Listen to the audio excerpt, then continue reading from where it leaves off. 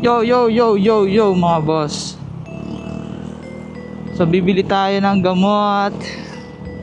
Sinisipon yung aking bunsong anak. Kahapon kasi bininyagan siya. So nainitan tapos pasok sa aircon. Ganon. Una natin mga bata. Baby pa, 8 months old. So mahina pa yung resistensya niyan at mas kapitin ng virus. So meron siyang sipon. Bibili natin ng cetirizine. Tama ba? Gamot sa sipon ibibili natin. Dala natin yung bote, yung basyo nung gamot para hindi tayo magkakamali.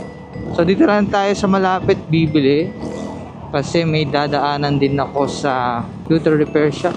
So testing natin dito sa Ace Pharmacy. Testing natin kung meron dito. Ayun. Ang galing ah. May doorbell pa. Meron. Meron kayo nito?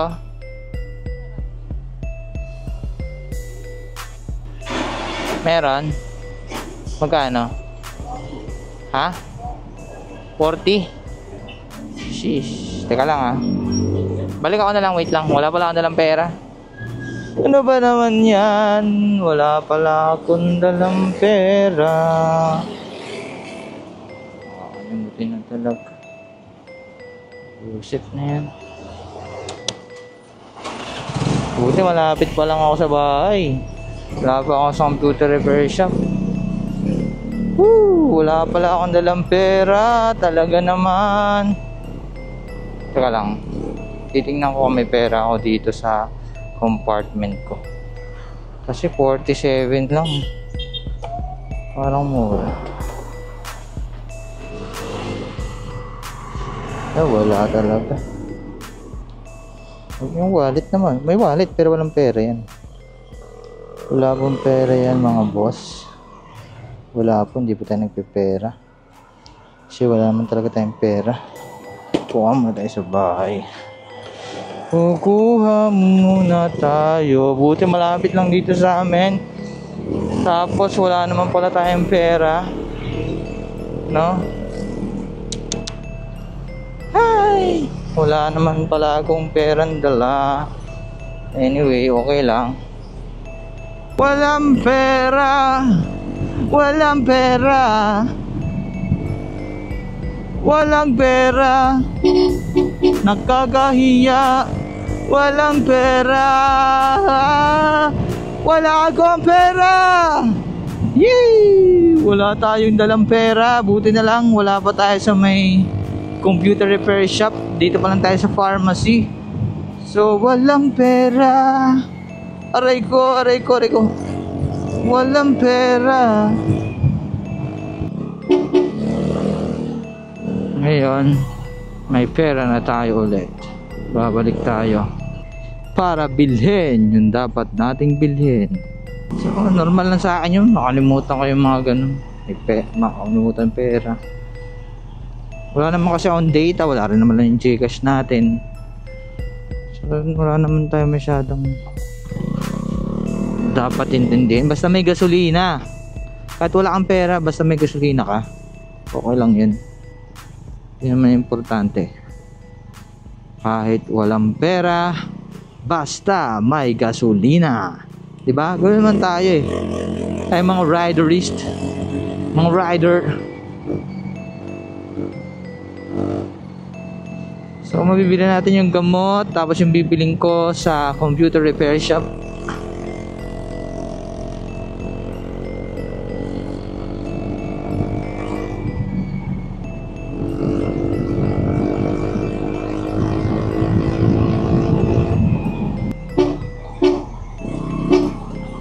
Bubusi-busi na tayo. Okay, tama, may kasalubong pala tayo bigla. Minsan nasasakop nila yung part mo. Nakaka-aksidente yung ganun. Kaya magbibigay babala tayo sa mga corner. Sa mga palikulang naman tayo magbubusina. Para aware yung kung meron man tao. Kung wala, okay lang. Pero kung meron, at least safe tayo. Nagbabala tayo. Kung mababanggaman nila tayo, may dashcam tayo, tapos nagbabala rin tayo, di ba? Naka-record yun sa ating action camera na nagbabala tayo na tayo ay paparating. Kano?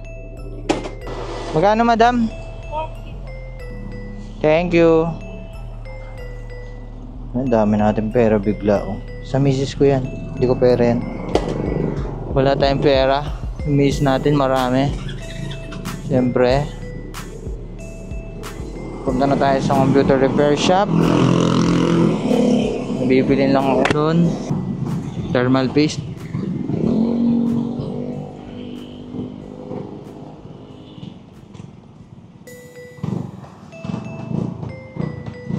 Init ng panahon. Papunta tayo sa computer repair shop para sa next task. Bumili ng thermal paste at CPU fan. So dito tayo, Barangay Dulong Bayan. Kita nyo, tinata yung bagong City Hall. Ang ganda. Ganda ng City Hall namin. Siyempre malapit lang yan dito sa bahay. Bigla na lang pumipreno, kaya huwag kang didikit dyan sa jeep tsaka bus. Sa mga bagong jeep, modernized jeep, huwag kayong didikit masyado dyan. Nakakita na ako ng motor na masyado dumidikit dyan sa modernized jeepney. Huminto yung jeep, wala. So sumut siya dun sa sa gilid. Yung gulong niya naipit dun. Ayun, kaya huwag kayong bubuntot sa mga ganyan. Kahit sa sasakyan, huwag kayong bubuntot. Bibigyan natin braking allowance. Iwas aksidente, iwas abala. Hinatid sa inyo ng Honda Dio. Pang malakasan, pang matagalan. O, kita nyo naman, Honda Dio lang yan. Okay, ganun lang. Very light lang ang buhay, oh. Sound trip lang si bossing, oh. Ano naman. Ay, baka hindi rinig yun sa aking action camera kasi naka noise reduction ako. Hindi yan rinig. Pero ay, putik. Dito na pala yan. Libang ako. JNW nga pala tayo. Ba, may mamihan na dito, ah. Sarap kaya yan.